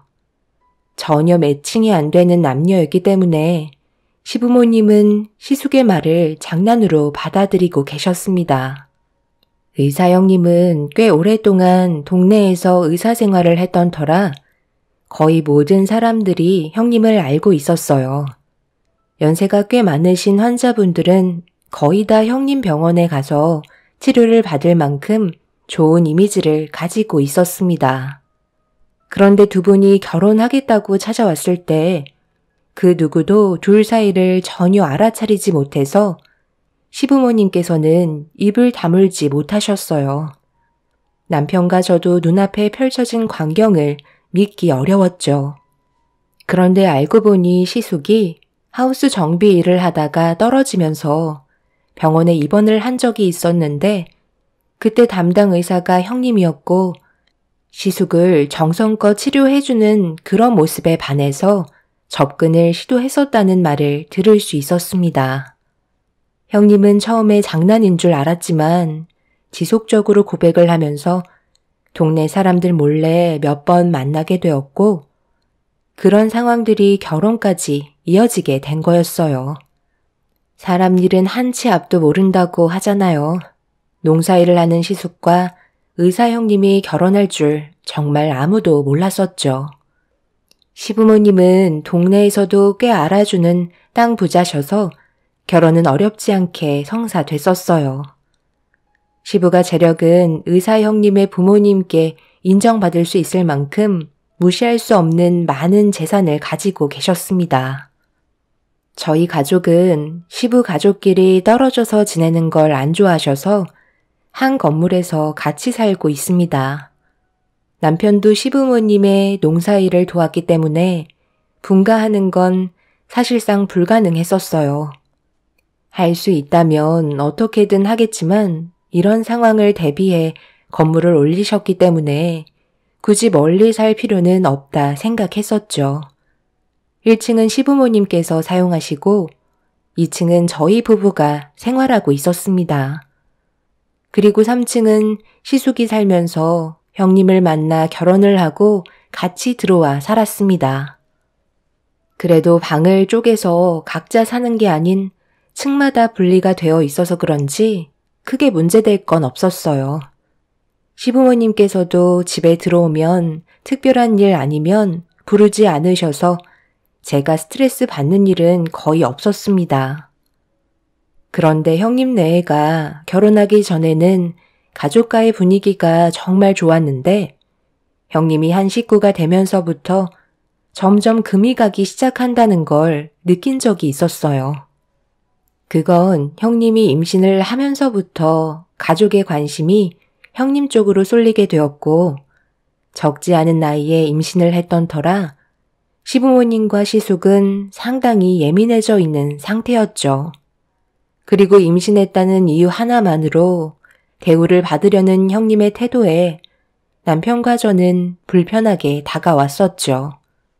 그러다가 모두가 한자리에 모여 술자리를 가질 때 남편이 불만을 털어놓게 되었고 술이 들어가서 그런지 분위기는 순식간에 안 좋아졌습니다. 그런데 제 입장이 상당히 난처하더군요. 형, 내 말이 틀린 건 아니잖아. 결혼했다고 내가 언제 불만을 늘어놓은 적이 있었어? 어느 정도껏 해야지. 아무리 생각해봐도 이건 좀 심하니까 오늘 술 한잔 하면서 얘기하는 건데 그런 식으로 받아쳐야 되겠어? 형수님이 의사인 건 밖에서지 안에서까지 의사인 건 아니잖아. 집안에서는 그냥 한 가족일 뿐이야. 어느 정도 나이가 있으신 상태에서 임신을 했기 때문에 조심할 필요는 있지만 밤낮 가리지 않고 이 사람한테 전화해서는 뭐 먹고 싶으니까 만들어 달라고 하는 건 문제가 있는 거 아니야? 재수 씨가 음식 솜씨가 좋으니까 이 사람이 입맛에 맞는다고 해서 부탁 좀 한 건데 그게 그렇게 불만이었냐? 밖에서 사가지고 온 음식들이 입맛에 안 맞는다는데 가족으로서 해줄 수 있는 거잖아. 다른 것도 아니고 임신해서 부탁한 걸 가지고 분위기를 이런 식으로 만들어야 되겠어? 나중에 너나 재수 씨가 도움을 받을 일이 있으면 그땐 우리가 도와줄 수도 있는 건데 웃으면서 그냥 해주면 안 되는 거야? 식사 때 얘기하는 것도 아니고 이 사람이 집에서 놀고 먹지 않잖아. 우리랑 똑같이 새벽에 일어나서 반일 나가는데 잠이 얼마나 중요한지 형도 잘 알면서 그런 말이 나와? 지금 당장 안 먹는다고 죽는 것도 아닌데 하루 종일 밖에서 우리랑 똑같이 일하고 들어와서 애들 씻기고 재우기 바쁘다고. 하루가 모자란 사람한테 잠자는 시간까지 뺏는 건 문제가 있는 거지. 우리가 집에서 몇 시에 나가? 새벽 5시에 나가는데 새벽 3시에 깨어서 음식 해달라고 얘기하면 그게 얼마나 짜증이 나는 줄 알아? 형수님은 이 사람이 해준 음식 먹고 푹 잔 다음에 아침 9시에 슬슬 병원으로 출근하면 되지만 우리는 그게 아니잖아.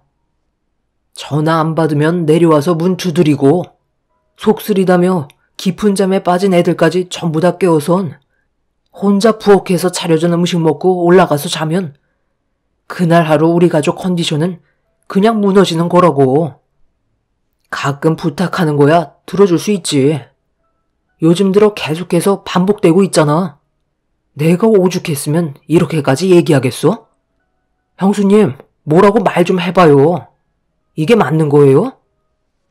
먹고 싶은 음식이 있으면 형한테 해달라고 하던가 아니면 저녁 식사하기 전에 미리 부탁을 하시면 되잖아요. 그게 먹고 싶은 음식에 하루 종일 생각 없다가 자려고 눕기만 하면 갑자기 먹고 싶은 음식이 떠오르는데 어떡해요. 미리 생각해놓고 얘기하면 저도 좋겠어요. 괜히 저 때문에 분위기 안 좋게 만든 것 같아 미안해요. 그런데 새벽만 되면 너무 속이 쓰리고 동서가 해준 음식들만 생각이 나서 저도 모르게 전화를 하게 되더라고요. 동서도 임신해봐서 알잖아. 평생 할 것도 아니고 몇 달 뒤면 출산하는데 그때까지만 좀 참고 해주면 되지. 별것도 아닌 거 가지고 험악한 분위기 만들어야겠니? 남편은 절대 형님이 원하는 대로 해줄 수 없으니 앞으로 저한테 음식 해달라고 부탁하지 말라며 큰소리치며 화를 냈습니다. 솔직히 제 입장에서도 참 난감했었어요. 어느 날 갑자기 부탁을 했을 때 저도 그런 경험을 안 했던 건 아니었기 때문에 형님이 먹고 싶다는 음식 한번 해준 적이 있었는데 그때부터 쉬지 않고 새벽 시간만 되면 계속해서 부탁을 하셔서 저는 리듬이 완전히 깨지고 말았죠. 잠이 부족하다 보니 하루하루가 너무 힘이 들었어요. 그래서 남편이 얘기하기 전에 제가 먼저 형님한테 체력적으로 많이 힘들다고 했지만 말로는 새벽에 전화하지 않겠다면서 결국 매번 전화를 해서 먹고 싶은 음식을 만들어 달라고 부탁을 했죠. 형님이 가족이 된 이후 처음으로 한 건물에서 살고 싶지 않다는 생각을 하게 될 만큼 형님의 행동은 저희 가족을 너무 힘들게 만들었어요. 그런데 시모는 중간에서 좋게 해결해 주려고 하시는 게 아닌 형님 편을 들어주시면서 저보고 희생하라는 말에 솔직히 좀 서운하긴 했었어요.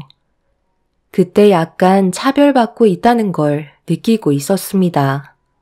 저는 아무것도 없이 남편과 일찍 결혼해서 시부모님 농사일을 도왔던 반면 형님은 의사라는 직업을 가지고 있었기 때문에 시모는 저보다 형님을 더 생각하고 계셨어요. 결국 서로의 다른 의견 차이가 안 좋은 감정을 가져오게 만들었고 가족 간의 금은 점점 더 크게 벌어지고 말았네요. 결국 계속되는 냉전은 좀처럼 좋아지지 않았고 밭일을 하면서도 서로 얼굴을 붉히면서 일을 하게 되자 시부가 더는 두고 볼 수 없으셨는지 저녁에 모두를 한자리에 모아놓고 화를 내셨습니다. 너희들 언제까지 이럴 작정이야? 한두 살 먹은 나이도 아니고 알아서 잘 해결하겠거니 했는데 어떻게 된 게 날이 가면 갈수록 점점 더 심해지는 거야?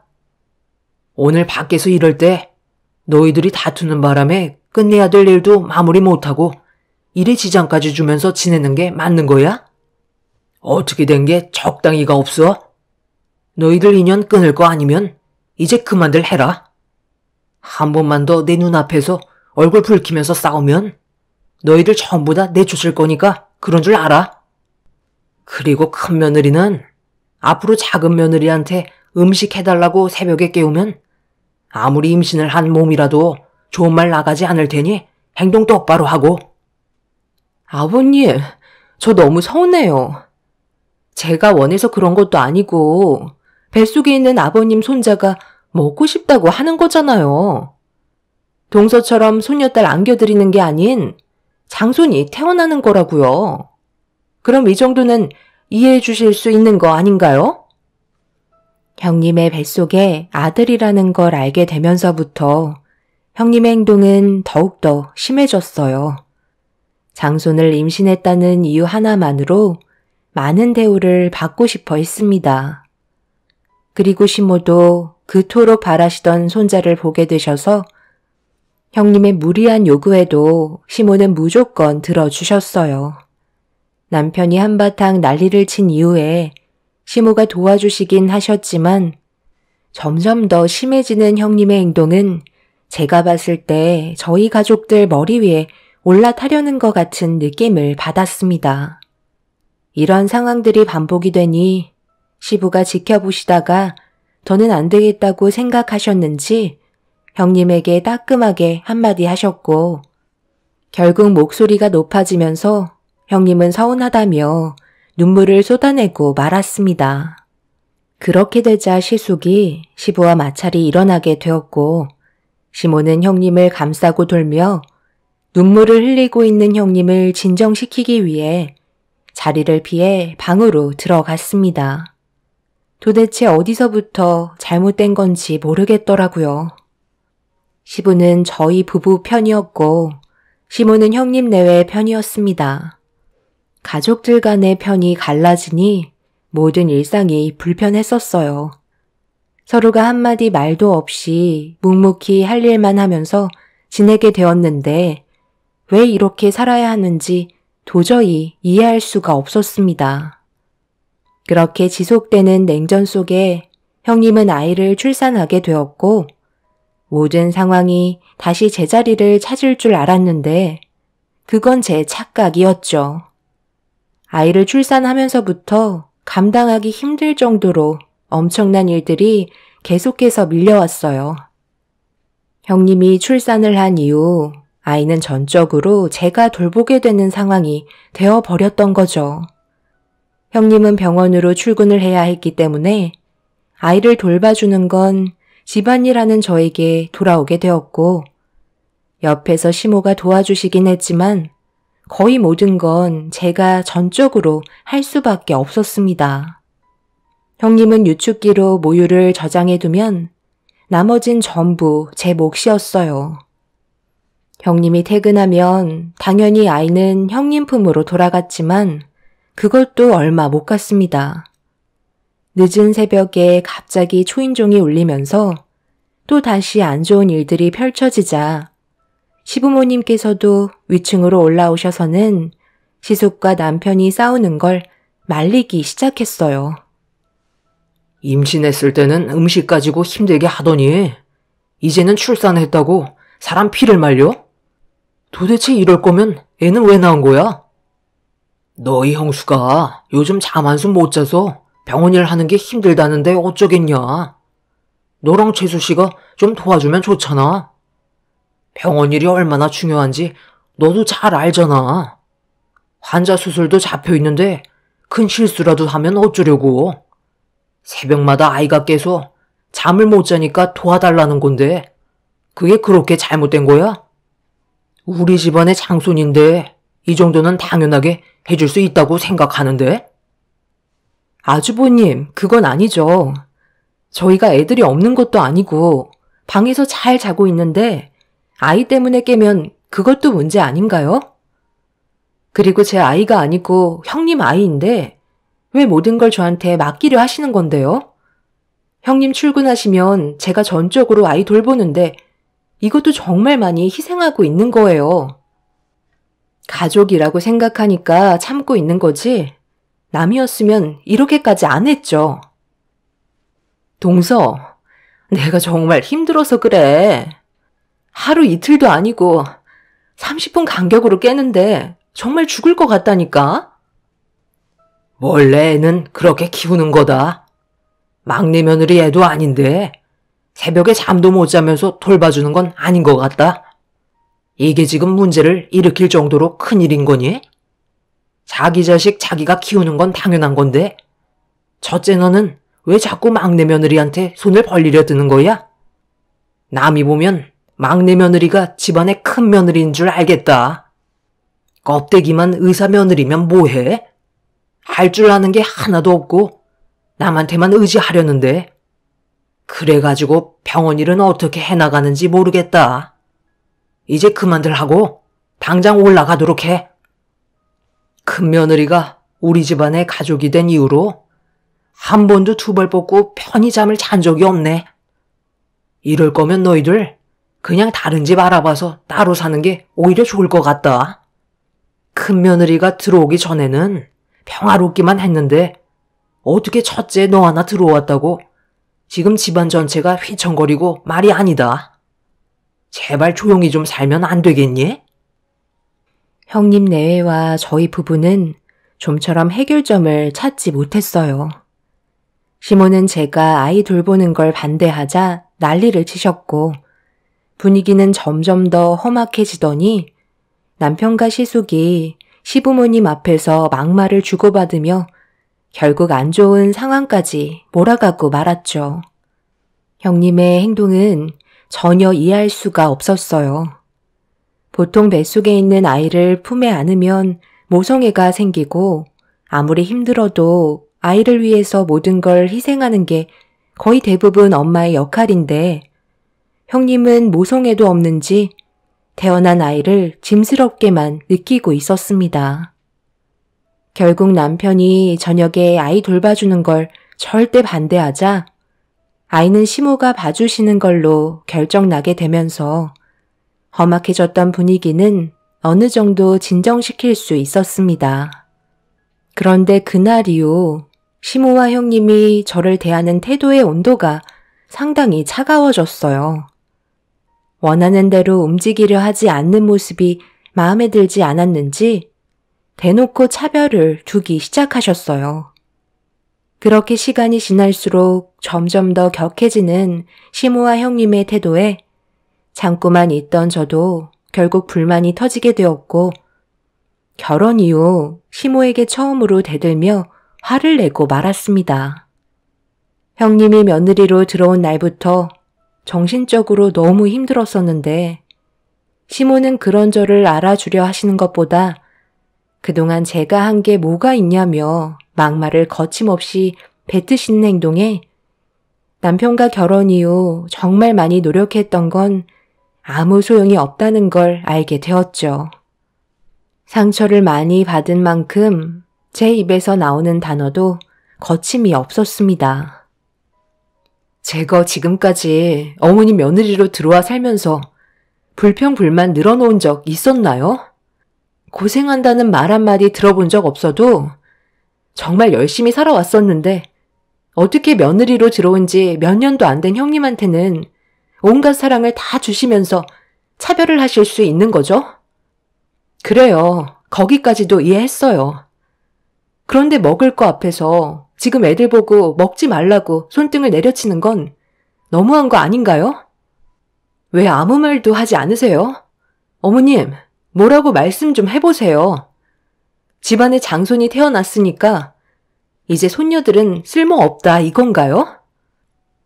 너무 먹으면 돼지밖에 터대겠니? 어렸을 적부터 몸매 관리에 신경을 써야 커서도 남자들한테 인기가 많은 거야. 지금 그게 애들 앞에서 할 말이에요? 이제 10살, 11살밖에 안 된 애들이 뭘 한다고 먹고 싶은 것도 못 먹게 하는 건데요. 제가 봤을 때 어머님 뭐에 씌었나 봐요. 이런 성격까지는 아니셨는데 형님이 오고 나서부터 아예 딴 사람이 된 것 같아요. 어머 동서, 지금 어머님한테 못하는 말이 없어. 의사인 내가 봐도 애들 너무 뚱뚱해서 살 좀 빼야 돼. 요즘 애들도 고혈압 오는 거 몰라? 얼마 전에 소아과 다녀왔는데 정상이라고 했는데요. 그냥 제 딸들이 꼴 보기 싫어서 그런 거 제가 모를 것 같아요? 시모와 형님과 저녁 준비를 하다가 애들이 배가 고프다는 말에 시부께 전화를 해보니 한참 뒤에나 집에 올 것 같다고 하셔서 먼저 먹으라는 말에 애들 먼저 밥 먹이고 일찍 재우려 했던 것뿐인데 그게 그렇게 마음에 안 드셨는지 애들 손등이 빨갛게 손바닥 자국이 난 걸 보고 너무 화가 치밀어 올랐어요. 그날 이후 모든 걸 따로 하게 되었고 남편도 일을 끝낸 뒤 집으로 들어와 이 사실을 알게 된 이후부터 저희가 따로 나가서 사는 게 좋을 것 같다고 결정을 내렸습니다. 시모와 형님은 눈 하나 깜빡하지 않고 서로 똘똘 뭉치셨죠. 필요할 때는 이용해놓고 원하는 거 해주지 않았다고 애들한테까지 막대하는 시모와 형님을 더 이상 상대하고 싶지 않았어요. 시부도 중간에서 많은 노력을 하셨지만 모든 게 제자리로 돌아오기에는 이미 너무 늦어버렸다는 걸 모두가 알고 있었습니다. 한 사람이 집안을 쑥대밭으로 만들 거라곤 전혀 상상하지 못했었죠. 그렇게 남편은 집을 알아봤고 멀지 않은 곳에 자리를 잡아 이사 가려고 이것저것 준비하고 있는데 시모가 저희 집으로 들어오셨어요. 그리고 저에게 개인적으로 부탁하는 게 아닌 가족 모두가 해야 되는 일이기 때문에 끝내놓고 이사를 가던지 하라며 매년 하던 김장 준비를 하라고 말씀하셨죠. 매년 시모와 김장을 했었을 때는 항상 즐거웠고 집안에 웃음이 끊이지 않았었는데 형님이 오고 나서부터 김장이 너무 싫게 다가왔었어요. 분명 제가 또 거의 다 할 것 같아 차라리 사 먹겠다며 저희 것 만들지 않겠다고 얘기하자 시모는 이미 많은 것들이 준비가 되어 있는 상태라 내년부터 김치를 사서 먹던 알아서 하라며 집으로 돌아가셨네요. 결국 어쩔 수 없이 다음 날부터 가족 모두가 모여 김장을 해야만 했는데 형님은 병원으로 출근을 해서 아이를 돌봐줄 사람이 없었어요. 시숙은 남편과 함께 배추를 나르고 있었고 시모는 재료 손질하기 바빴습니다. 원래는 저도 시모 옆에서 일손을 도와야 했지만 형님의 아이 때문에 어쩔 수 없이 제가 아이를 업고 일손을 도와야만 해서 포대기에 업고 김장을 하기 위해 준비하고 있는데 좀 전까지 정신없이 김장 재료 손질하고 있던 시모가 어디 가셨는지 보이지 않더라고요. 금방 나타나실 줄 알았는데 1시간이 지나도 오시지 않길래 전화를 걸어보니 무슨 일이 있으신지 핸드폰이 꺼져 있었어요. 그런데 그 사이 아이가 배가 많이 고픈지 칭얼거리길래 방에 들어가 보관해 두었던 모유를 먹이려는데 어디서 코 고는 소리가 들리더라고요. 설마 했는데 시모는 김장일을 저에게만 시키고 세상 모르게 자고 있었습니다. 너무 어이가 없어 시모에게 가까이 다가가 아이가 밖에서 오랜 시간 있으면 추울 것 같아 걱정된다며 자고 있던 시모를 깨우는 순간 눈을 뜨고 저를 본 시모가 갑자기 제 머리채를 잡더니 장손다리 휘어지게 포대기에 업고 있으면 어떡하냐고 화를 내셨습니다. 너무 갑작스럽게 일어난 돌발 상황이라 대응도 하지 못한 채 무방비로 시모에게 머리채를 뜯겼고 앞으로 엎어진 저에게서 아이를 꺼내어 안으셨어요. 바닥에 내팽겨진 저는 이게 뭐 하는 건가 싶더라고요. 그래서 2번 다시 시모 얼굴 보는 일은 없을 거라며 집 밖으로 뛰쳐나갔습니다. 하지만 시모는 저는 더 이상 필요 없다며 손자만 있으면 된다고 2번 다시 얼굴 볼 생각하지 말라며 더 크게 소리치셨어요.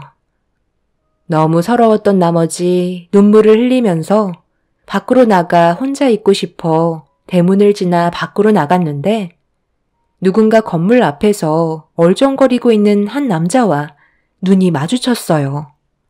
무슨 할 말이 있는 것 같아 누구냐고 물어보니 형님의 이름을 말하면서 찾고 있길래 이유를 물어보는 순간 입이 다물어지지 않을 정도로 엄청난 말을 듣고 말았습니다.